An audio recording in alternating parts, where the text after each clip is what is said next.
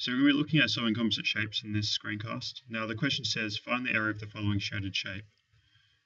Now what we have to do here is that we can see that the shape we've got doesn't really fit under any of the formulas we know for area. But what we can do is start to divide this into smaller areas, which we know the answers for. So basically, if we look at the top part, we can divide it off into, well, we can see that we've got a rectangle here, and we can see that we've got another area which gives us half a circle. So what we're going to do is I'm going to call that area 1 and this one area 2. Now, knowing those, we can actually start to solve this question now and find the area. We know that the area of a circle is pi r squared.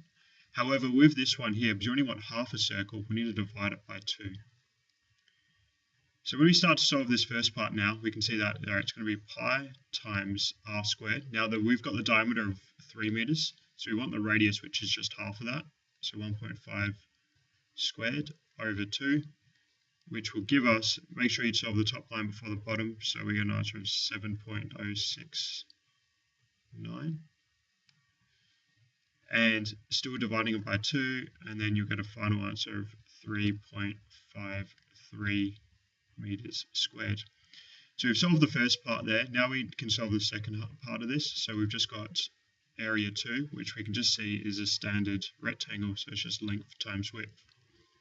Now the length of it is 6 times 3 for the width, which you will get an answer of 18 meters squared.